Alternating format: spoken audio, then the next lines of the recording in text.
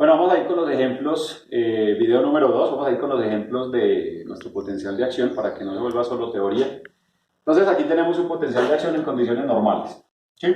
En su fase 0, 1, 2, 3 y las fases de reposo, pues que corresponden a las fases que ya habíamos visto en el video previo.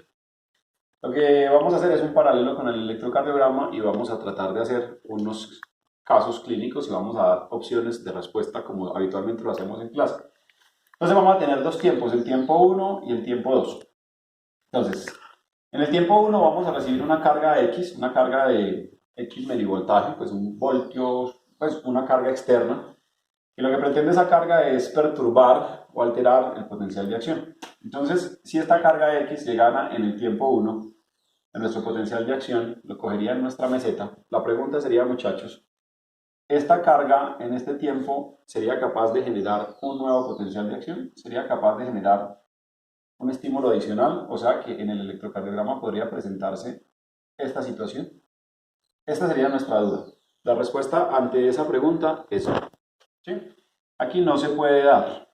¿Por qué no se va a presentar esta situación? Porque esa carga llegó a nuestras células, a nuestro miocardiocito, en una fase 2 y esa fase 2 hace parte del periodo refractario total, donde dice que la célula es completamente imperturbable, o sea que ninguna carga, independientemente del voltaje que ella tenga, va a ser capaz de alterar o de modificar ese potencial de acción o esas corrientes o esos movimientos de iones a través de la membrana.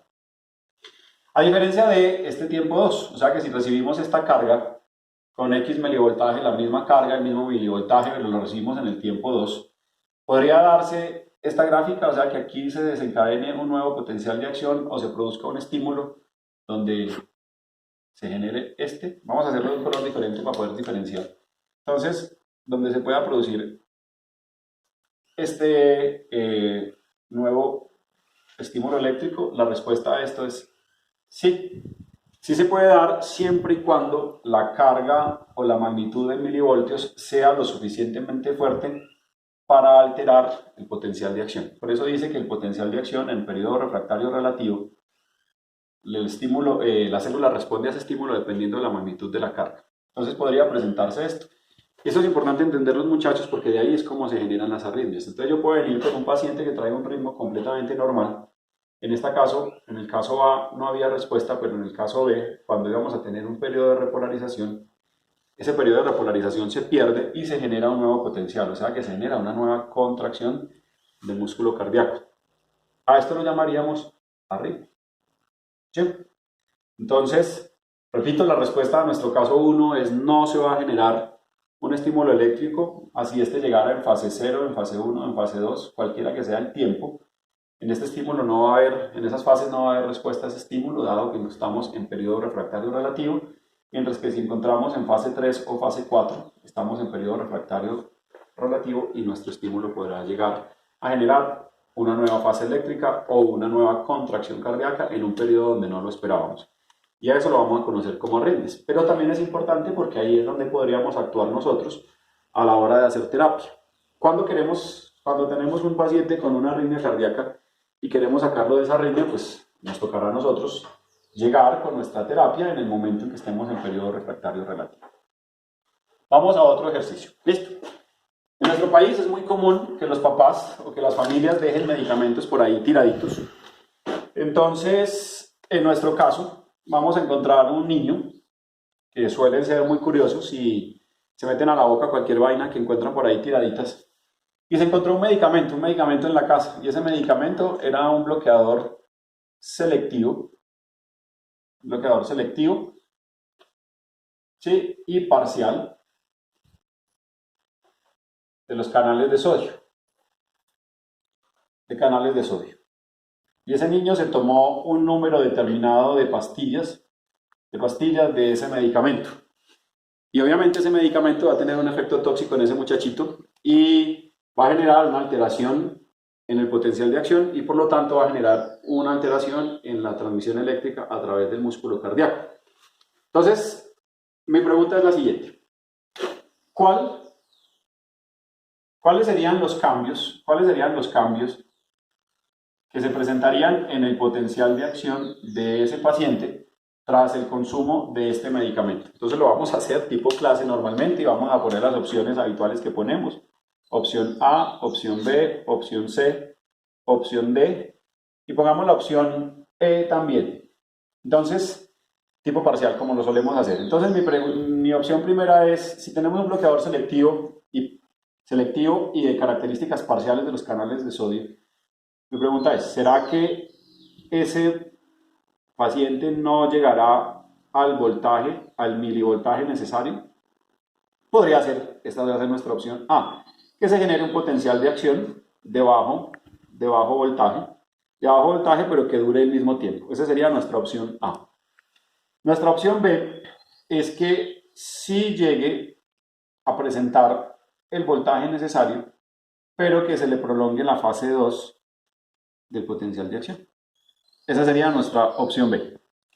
Nuestra opción C es paciente que parte del reposo,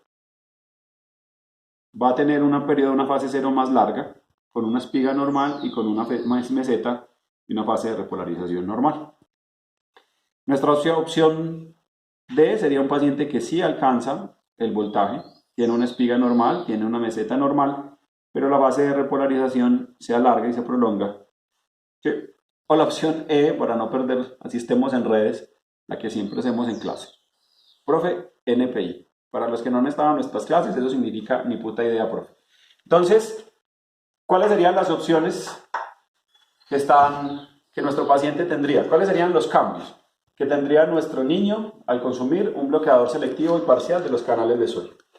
Entonces, una opción podría ser esta, que no alcance el voltaje. Pues no. Si fuera un bloqueador selectivo y total, pues hasta quizás, o incluso si fuera total, no se daría el potencial de acción, porque no habría ningún estímulo eléctrico y no habría inicio de una fase 0. Bueno, no tiene por qué alterar la fase 2, porque la fase 2 es dependiente de canales de calcio y estamos bloqueando canales de sodio. La respuesta correcta, muchachos, sería esta opción, sería donde la gráfica hace que alcancemos el potencial, alcancemos los milivoltajes necesarios, pero nos demoramos más tiempo. O sea que dura más la fase 0, que era una fase que antes se daba en 0 milisegundos, ahora va a durar muchísimo más.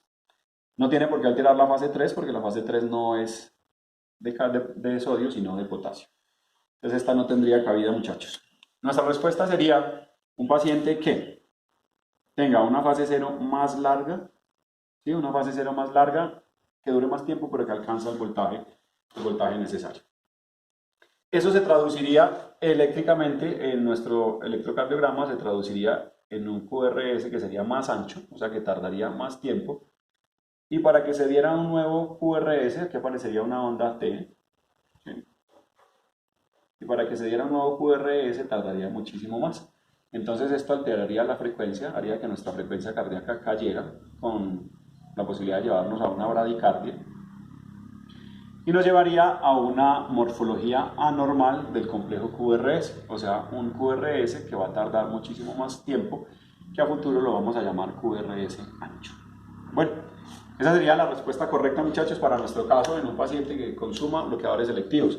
Así que ojo pues con los medicamentos que quedan por ahí sueltos, porque hay muchos medicamentos que utilizamos para el manejo de la hipertensión, antiarrítmicos y otras situaciones médicas que los familiares dejan por ahí acostumbran dejar tiraditos. Y en mi trabajo suelen llegar muchas veces los pacientes en malas condiciones hemodinámicas y muy bradicárdicos y es difícil sacarlos.